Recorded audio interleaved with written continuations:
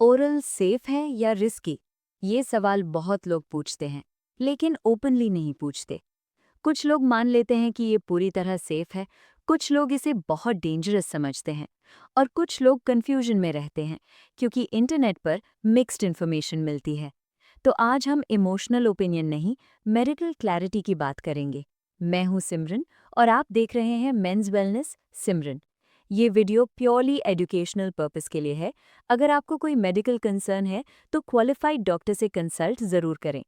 अब सबसे पहले एक बेसिक बात क्लियर कर लेते हैं।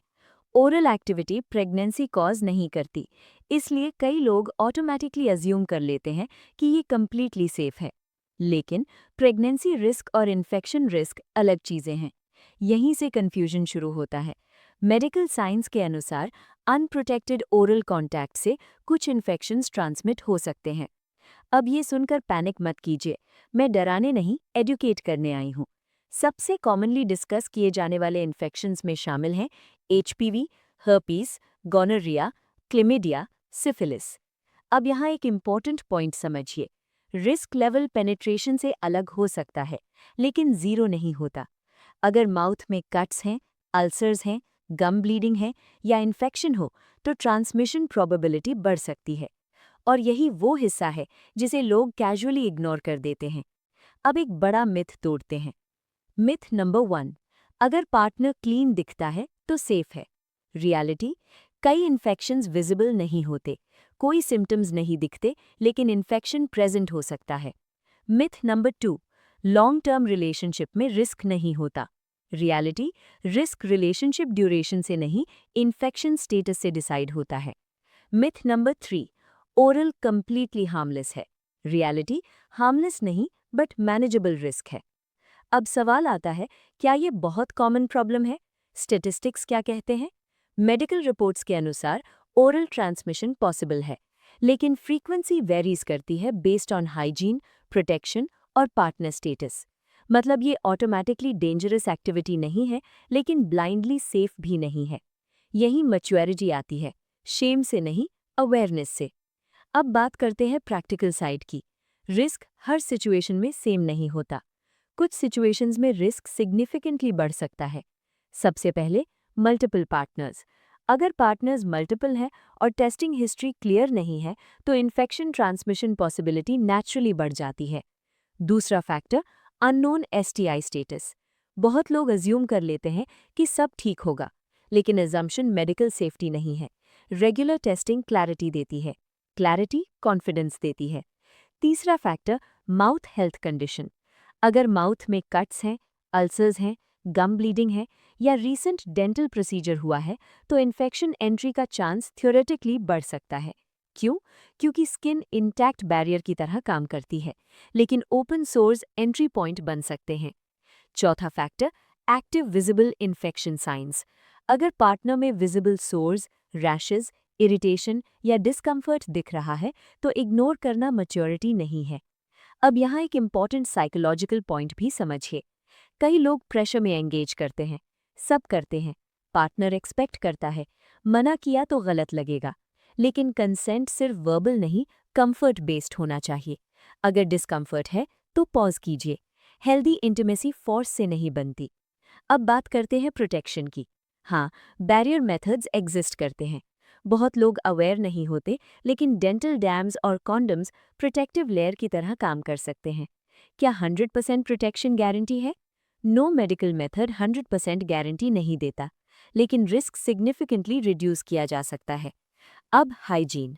ओरल हाइजीन सिर्फ फ्रेश ब्रेथ के लिए नहीं है। Regular brushing, mouth wash, healthy gums, regular dental checkups, ये सब इन्फेक्शन रिस्क इनडायरेक्टली रिड्यूस करने में मदद करते हैं। अब डॉक्टर्स क्या रेकमेंड करते हैं? मोस्ट डॉक्टर्स बैलेंस्ड अप्रोच लेते हैं। Don't panic, don't ignore risk, be informed, practice consent, consider testing if unsure. Extreme fear create करना सोल्यूशन नहीं है, लेकिन ब्लाइंड इग्नोरेंस भी रिस्पॉन्सिबल बिहेवियर नहीं है।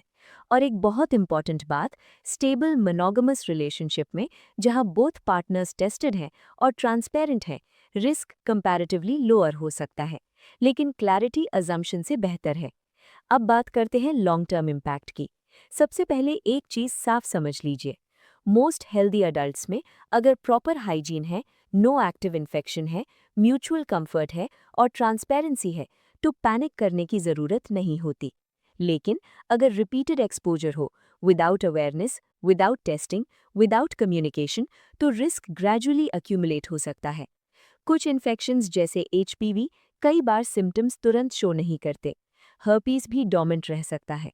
कुछ बैक्टीरियल इन्फेक्शंस ट्रीटेबल होते हैं, लेकिन अनट्रीटेड छोड़ दिए जाएं तो कॉम्प्लिकेशंस क्रिएट कर सकते हैं। इसलिए अवेयरनेस मतलब डर नहीं, अवेयरनेस मतलब रिस्पॉन्सिबिलिटी। अब इमोशनल प्रेशर पर बात करते हैं। बहुत लोग एंगेज इसलिए करते हैं क्योंकि उन्हें लगता है कि ये मॉडर्न रिलेशनशिप का हिस्सा है। लेकिन इंटीमेसी कंपटीशन नहीं है। मैच्योरिटी का मतलब है चॉइस कॉन्शियस हो। अगर पार्टनर कंफर्टेबल नहीं है, अगर हेजिटेशन है, अगर इंटरनल डाउट है, तो पॉज करना वीकनेस नहीं है। रिस्पेक्ट सबसे बड़ा अट्रैक्शन फैक्टर होता है। अब एक और मिथ क्लियर करते हैं।